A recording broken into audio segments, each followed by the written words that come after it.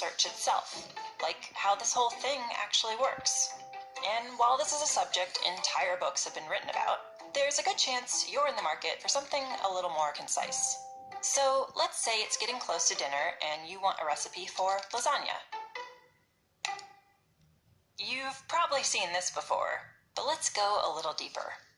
Since the beginning, back when the homepage looked like this, Google has been continuously mapping the web, hundreds of billions of pages, to create something called an index. Think of it as the giant library we look through whenever you do a search for lasagna or anything else. Now, the word lasagna shows up a lot on the web.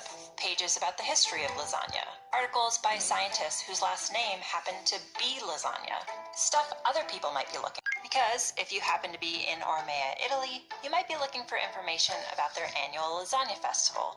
But if you're in Omaha, Nebraska, you probably aren't. When a web page was uploaded is an important factor too. Pages published more recently often have more accurate information, especially in the case of a rapidly developing news story. Of course, not every site on the web is trying to be helpful. Just like with robocalls on your phone or spam in your email, there are a lot of sites that only exist to scam, and every day scammers upload millions more of them. So just because instantvirusdownload.net lists the words lasagna recipe 400 times, that doesn't mean it's going to help you make dinner. We spend a lot of time trying to stay one step ahead of tricks like these, making sure our algorithms can recognize scam sites and flag them before they make it to your search results page. So let's review.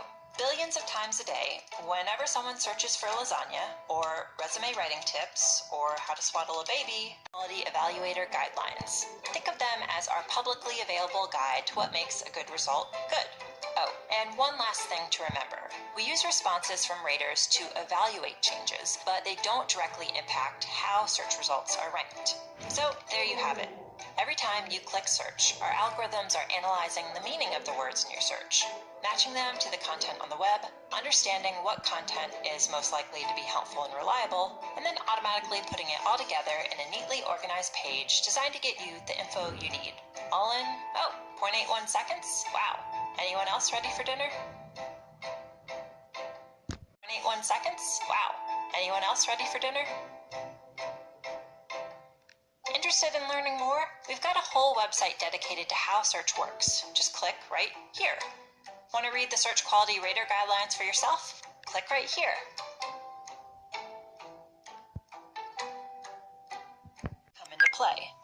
First, they try to understand what you're looking for, so they can be helpful even if you don't know exactly the right words to use or if your spelling is a little off. Then they sift through millions of possible matches in the index and automatically assemble a page that tries to put the most relevant information up top for you to choose from. Okay, now we have some results. But how did the algorithms actually decide what made it onto the first page?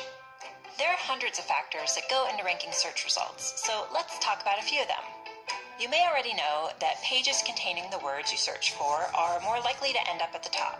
No surprise there. But the location of those words, like in the page's title or in an image's caption, those are factors too. There's a lot more to ranking than just words. Back when Google got started, we looked at how pages linked to each other to better understand what pages were about and how important and trustworthy they seemed.